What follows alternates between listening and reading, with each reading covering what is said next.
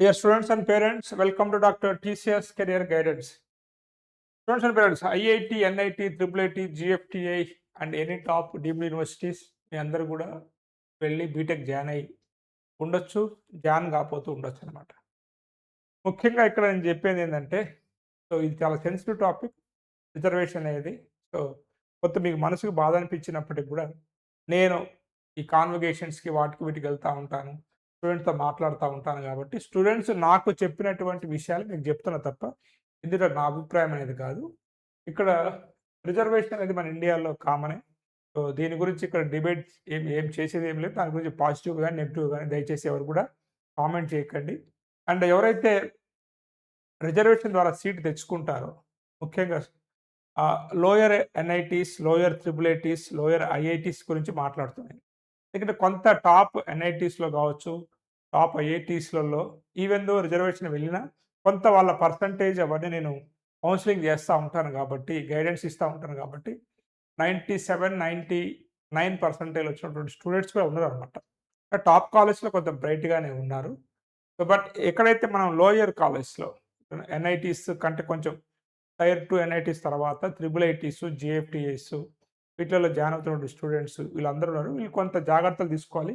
Even though top ఐఐటీస్‌లో కావచ్చు and ఎన్ఐటీస్‌లో కావచ్చు కొంత టాప్ బ్రాంచెస్ కాకుండా సో ఎలక్ట్రికల్ కానుంచి కిందకెళ్తా ఉంటారు కదా! వీళ్ళందరూ కూడా కొన్ని జాగ్రత్తలు తీసుకోవాలనమాట. ఏంటి జాగ్రత్తలని కూడా ఈ వీడియోలో డిస్కస్ చేస్తాను. ఎందుకంటే రీసెంట్‌గా నేను చెన్నైలో మీకు ఐఐటీ విజిట్ చేశాను. ట్రిపుల్ ఐటీ కాంచీపురంలో ఉన్నాను. విట్ వెల్లూరు అండ్ అదేవిధంగా విట్ చెన్నై కూడా వెళ్లి చూసొచ్చాననమాట. వీళ్ళతో మాట్లాడటం అనేది జరిగింది. నెక్స్ట్ ఇయర్‌కి ఏందని చెప్పేసి. అయితే ఎవరైతే ఇప్పుడు ఈ ఇయర్ జాయిన్ అవుతున్నారో ఐఐటీస్‌లో, ఎన్ఐటీస్‌లలో ఇక్కడ రిజెక్టెడ్, సెలెక్టెడ్ అనేది ఇక్కడ ఏమి లేదు. సో 99% వచ్చినటువంటి వాళ్ళకి గూడా సో రిజర్వేషన్ ఉన్న వాళ్ళకి ఒక సీట్ వస్తే వీళ్ళకి కొంత దానికంటే తక్కువ సీట్ వచ్చే అవకాశం ఉంది. బట్ కొంత ఓపెన్ కేటగిరీలో కొంత నాలెడ్జ్ అనేది ఎక్కువగానే ఉంటుంది. అది మనందరం ఒప్పుకొని తీరాల్సినటువంటి విషయం అన్నమాట. అయితే ఇక్కడ మీరందరూ గుర్తుపెట్టుకోవాల్సింది ఏందంటే, మీ ఇప్పటి వరకు కూడా చాలా టైట్‌గా షెడ్యూల్ అనేది ఇంటర్మీడియేట్ వరకు ఉంటుంది. చాలా కష్టపడి చదివి ఉంటారు. మన ఐఐటీ మద్రాసు ఆహ్, ఇండక్షన్ ప్రోగ్రామ్‌కెళ్ళినప్పుడు అసలు పిల్లల్ని చూస్తుంటే ఐఐటీలో సీట్ కొట్టిన వాళ్ళని కళ్ళజోళ్ళు ఇప్పుడే వంగిపోయి బక్కగా వాళ్ళందరిని చూస్తే చాలా బాగా అనిపించిందన్నమాట. ఏదో ఒక 1%, 2% కొంచెం బాగున్నారు తప్ప మిగతా వాళ్ళందరూ కూడా వాళ్ళ జీవితాన్ని మొత్తం కూడా ఐఐటీలో వెళ్ళటానికి అన్నట్టుగా చూసినప్పుడు కొంచెం బాధ అనిపించింది. బట్ ఈవెన్ దో వాళ్ళని అప్రిషియేట్ చేయడం అనేది జరిగిందక్కడ. మన మెంటర్‌షిప్‌లో కూడా నలుగురు, ఐదుగురు కూడా అక్కడ జాయిన్ కావడం అనేది జరిగిందనమాట. ఇక్కడ నేను చెప్పేదేంటంటే ముఖ్యంగా ఇక్కడికి వెళ్ళినప్పుడు ఖచ్చితంగా మీకు ఫ్యాకల్టీ అసలు జేఈఈ, ఐఐటీ ఎగ్జామే రిజెక్షన్ ఎగ్జామ్ అనమాట. అంటే మిమ్మల్ని ఎంతమందిని ఎక్కువ రిజెక్షన్ చేస్తే అంత మంచిది అన్నట్టుగా చూస్తారనమాట. అంటే అంత క్రీమ్ లేయర్‌ని తీసుకుంటారు. ఇవన్నీ కూడా ఇండియాలో ఉన్నటువంటి చాలా రెప్యుటేటెడ్ కాలేజ్ అని చెప్పుకోవచ్చు మనం. ఇక్కడ ఏందంటే ఇక్కడి నుంచి బయటకొచ్చే స్టూడెంట్‌కి మంచి నాలెడ్జ్ ఉండాలి. రేపు కాలేజీ యొక్క ఏదైతే ఉంటుందో ఆ యొక్క స్టేటస్ కావచ్చు, వాటన్నిటిని నిలబెట్టే వ్యక్తిలాగా ఉండాలి కాబట్టి, వీళ్ళు కొంత స్టాండర్డ్స్ మెయింటైన్ చేస్తారు. అండ్ ఇక్కడ పేపర్ అనేది గూడా ఏదో మన 10థ్ క్లాస్ ఇంటర్మీడియేట్ లాగా ఉండదు. ఎట్లయితే మీరు జేఈఈ మెయిన్ ఎగ్జామ్ రాసారో అర్థమైందా? అలానే ఇక్కడ పేపర్ ఉంటుందన్నమాట. స్టాండర్డ్ అనేది గూడా. అంటే ఇక్కడ అందరికి సమాన మార్కులు ఉండవు. అంటే మీకేందంటే మీకు ఎవరికైతే హైయెస్ట్ మార్క్స్ వస్తదో వారిని బేస్ చేసుకొని మిమ్మల్ని కంపేర్ చేస్తారనమాట. సేమ్ మనకి జేఈఈ మెయిన్స్ ర్యాంక్ లాగానే ఉంటదనమాట ఇక్కడ కూడా.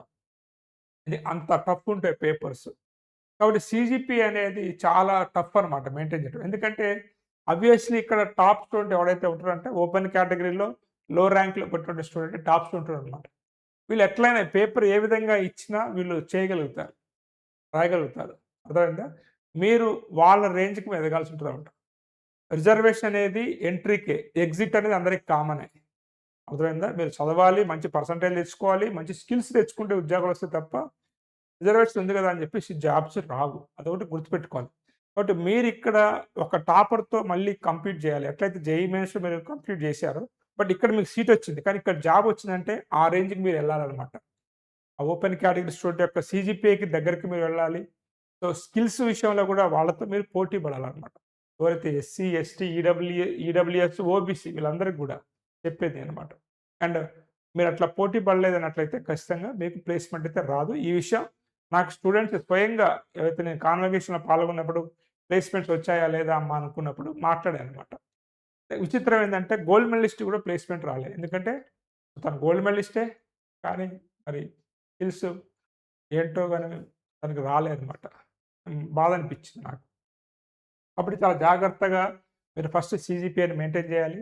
ఈ రోజున ప్లేస్‌మెంట్స్ అనేవి రావాలనుకున్నట్లయితే ముందు ఇంటర్న్‌షిప్స్ ఎవరైతే తెచ్చుకుంటారో వాళ్ళే ఆ ఇంటర్న్‌షిప్సే ప్లేస్‌మెంట్‌గా కన్వర్ట్ అవుతుంది కాబట్టి ఖచ్చితంగా ఎవరైతే ఈ సీఎస్‌సి లాంటి బ్రాంచెస్ కావచ్చు, ఈసీఈ కావచ్చు, ఇటువంటి బ్రాంచెస్ తీసుకున్న స్టూడెంట్స్ అయితే ఖచ్చితంగా మీరు సీనియర్స్‌ని అక్కడ కొంచెం తెలుసుకొని మంచి సీనియర్స్ ఉంటారు. కొంచెం మంచి ఎవరైతే సక్సెస్ అయ్యారో వాళ్ళ యొక్క ఫ్రెండ్స్‌ని, మీ ఫ్యామిలీలో గాని వాళ్ళని గాని తెలుసుకొని, మీరు ఫస్ట్ నుంచి స్కిల్స్ మీద దృష్టి పెట్టి సెకండ్ ఇయర్ లోపే చిన్న చిన్న ప్రాజెక్టులు చేసి, గిట్‌హబ్ లాంటి ప్లాట్‌ఫార్మ్స్‌ని, లింక్డ్ఇన్ లాంటి ప్లాట్‌ఫార్మ్స్‌ని యుటిలైజ్ చేసుకుంటూ, కొంత మీరు స్కిల్స్ మీద దృష్టి పెట్టకపోతే మాత్రము, మీకు ఎక్కడ సీట్ వచ్చినా వేస్టే అనమాట. చాలామంది స్టూడెంట్స్ మన దగ్గర కౌన్సెలింగ్ వచ్చినప్పుడు కూడా ఐఐటీలలో, ఎన్ఐటీలలో, త్రిబుల్ ఐటీలలో బీటెక్ కంప్లీట్ చేసి వితౌట్ ప్లేస్‌మెంట్ అనేది బయటికి రావడం జరిగింది.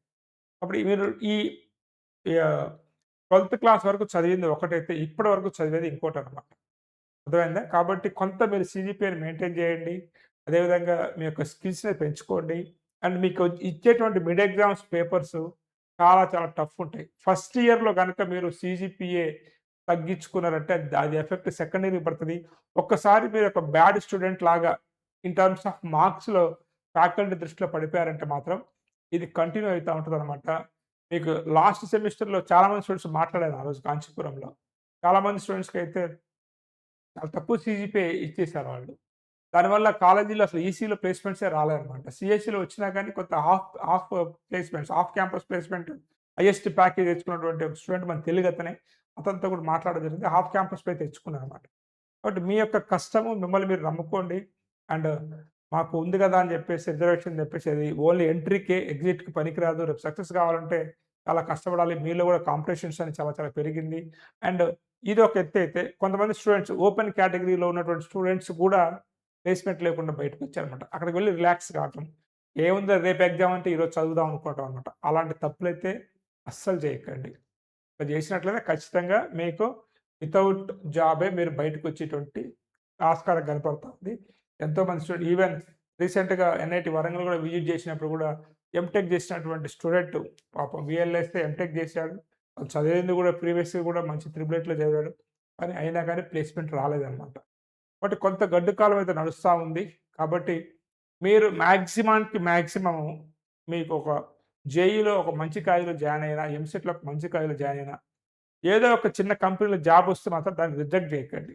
మా ఫ్రెండ్ వాళ్ళ బాబు నాకు తెలిసినటువంటి బాబు ఒక ఎన్ఐటీలో తాడేపల్లిగూడెంలో తనకు ఒక మంచి ప్యాకేజ్ వచ్చింది. 12,00,000 ప్యాకేజ్ వచ్చింది. దీనికంటే బ్రహ్మాండమైన ప్యాకేజ్ నాకు కావాలని చెప్పేసి దాన్ని పక్కన పెట్టడం జరిగింది. ఇప్పుడు ఎటువంటి ప్లేస్‌మెంట్ లేకుండా రావడం అనేది జరిగిందన్నమాట. కాబట్టి కొంత ప్యాకేజ్ అనేవి మిమ్మల్ని మీరు ప్రూవ్ చేసుకుంటా ఉంటే పెరుగుతా ఉంటాయి. అంతే తప్ప వచ్చిన దాన్ని మాత్రం రిజెక్ట్ చేయకండి. అంటే చాలా కాలేజెస్ ఎలా ఉన్నాయంటే మీకు ఒక ప్లేస్‌మెంట్ వచ్చిందంటే ఇంకో ప్లేస్‌మెంట్ కూర్చోబెట్టట్లే. ఎందుకంటే రేపు వాళ్ళు కూడా అందరికి ప్లేస్‌మెంట్ ఇచ్చాం కదా! అని చూయించుకోవాల్సిన పరిస్థితి ఉంది కాబట్టి, సో అట్లాంటి పరిస్థితులు వాళ్ళు తెచ్చుకున్నారు కాబట్టి కొంత ఇటువంటి ఇబ్బందులు కూడా ఉన్నాయి. కాబట్టి మీరు జాయిన్ అయినప్పుడు కొంత ఎంజాయ్‌మెంట్ అనేది కొంత 4 సంవత్సరాలు పక్కన పెట్టండి. ఇది ఈ రోజు రోజుకి కాంపిటీషన్ పెరిగిపోతా ఉంది. అండ్ చాలామంది స్టూడెంట్స్ గుడ్ న్యూస్ ఏంటంటే పాపం మెకానికల్ తీసుకున్నటువంటి చాలామంది ఆ 4 ఇయర్స్ బ్యాక్ మాకు మెకానికల్ వచ్చిందని బాధపడ్డవాళ్ళు చాలామంది గూడా మెకానికల్ చాలామంది స్టూడెంట్స్ గవర్నమెంట్ జాబ్స్ వచ్చాయన్నమాట. ఐఐటీ గోవాలో గావచ్చు, ఇట్లా మీకు ఇంకా ఐఐటీ ధన్‌బాద్‌లో గావచ్చు. వాళ్ళు చెప్పారన్నమాట, "సార్ మాకు గవర్నమెంట్ కంపెనీస్ వచ్చి తీసుకున్నాయి" అని చెప్పేసి. లాస్ట్ ఇయర్ అయితే కొంత మంచి సీజీపీఏ మెయింటైన్ చేసి మంచి పర్సెంటేజ్ ఉన్నటువంటి స్టూడెంట్స్ అందరికి కూడా కొన్ని కంపెనీస్ గవర్నమెంట్ కంపెనీసే వచ్చి మెకానికల్ స్టూడెంట్స్‌ని తీసుకువెళ్ళటం అనేది జరిగిందన్నమాట. కాబట్టి మీకొచ్చినటువంటి బ్రాంచ్ పట్ల ఖచ్చితంగా మీరు అవగాహన తెచ్చుకోండి. కొంత సీనియర్స్ హెల్ప్ తీసుకోండి. ప్రొఫెసర్స్‌తో టచ్‌లో ఉండండి. ఎటువంటి స్కిల్స్ నేర్చుకోవాలి ఏంటనేది చూసుకోండి. మినిమమ్ మీరు రేపు క్యాంపస్ ప్లేస్‌మెంట్ కొట్టాలంటే 8 అండ్ 8 పాయింట్ అబోవ్ మీరు సీజీపీఏ మెయింటైన్ చేస్తేనే రేపు అక్కడ కూర్చునే ఆస్కారం ఉందన్నమాట. రేపు టై అప్ అయినప్పుడు ఇంటర్వ్యూలో ఆ సీజీపీఏ అనేది అండ్ మీరు నేర్చుకున్న స్కిల్స్ ఇవే మిమ్మల్ని రేపు ప్లేస్‌మెంట్ వచ్చే విధంగా చేస్తాయి. కాబట్టి కొంత మీరు ఓపెన్ కేటగిరీ స్టూడెంట్ ఎవరైతే ఉంటారో వారితో పోటీపడి చదవండి. వారిని ఫాలో కండి. అండ్ వారికంటే మించి ఇంకా చదవండి తప్ప అక్కడికెళ్ళి రిలాక్స్ అయిపోతే మాత్రం చాలా ఇబ్బందులు ఎదుర్కొనే పరిస్థితి ఉంది. అక్కడ పేపర్ చాలా టఫ్ ఉంటాయి. సో, అవన్నీ ఫేస్ చేయలేమనుకున్న వాళ్ళు లోకల్ ఎంసెట్ కాలేజ్‌లో జాయిన్ కాండి తప్ప, ఇక సర్టిఫికేట్ కోసమే మీరు చేయాల్సింది. బట్ అక్కడికెళ్లారంటే జాబ్ వచ్చే అవకాశం 60, 70% ఉంటది. కాబట్టి కొంతమేర మీరు కష్టపడ్డట్లయితే ఖచ్చితంగా వస్తది కాబట్టి, ఈ టైటిల్ పెట్టాను. అంతే తప్ప ఇందులో మేము తగ్గియాలని కాదు. మీకు అవేర్‌నెస్ తీసుకురావడమే నా బాధ్యత అన్నమాట. అవేర్‌నెస్ తీసుకొచ్చి మీరు మంచిగా చదువుకొని, మంచి ప్లేస్‌మెంట్ కొట్టుకొని, మీ తల్లిదండ్రుల యొక్క కల నెరవేర్చాలనేదే నా తప్ప. ఇందిట్లో ఇక్కడేందంటే, మనం సంఖ్యాపరంగా తీసుకున్నా గానీ, వాళ్ళకి మనకంటే బెటర్ పర్సెంటైలే ఉంటది. సో, బెటర్ పొజిషన్‌లోనే ఉంటారు. వాళ్ళు అట్లనే కంటిన్యూ చేయకపోతే వాళ్ళు గూడా లాస్ అవుతారనమాట. చాలామంది స్టూడెంట్స్ రిజర్వేషన్‌లో ఉన్నటువంటి వాళ్ళు మొన్న గోల్డ్ మెడల్ కూడా తీసుకున్నారు. అది కూడా చూసా నేను. 2, 3 కాన్వకేషన్స్ వెళ్ళినప్పుడు గూడా. బట్ మిమ్మల్ని తక్కువ అంచనా ఏయటం అనేది గాదు. కొంత మనకంటే బెటర్ ర్యాంక్ కూడా మన ముందుంటాడు. వాడు ఎట్టిచ్చిన పేపర్ రాస్తాడు. మనం గూడా ఆ రేంజ్‌కి వెళ్లి చదవాలనేదే నా ఉద్దేశ్యం అనమాట. సో, కాబట్టి మీరందరూ గూడా మంచిగా ఎగ్జామ్స్ అన్నీ రాసి, మంచి మార్క్స్ తెచ్చుకొని, మంచి ప్లేస్‌మెంట్ తెచ్చుకోవాలి. ఈ ఇయర్ మీరు జాయిన్ అయిన వాళ్ళందరూ గూడా. మీ అందరికి మంచి జరగాలని మనస్ఫూర్తిగా కోరుకుంటూ, have a nice day. All the best for your bright future. Thank you.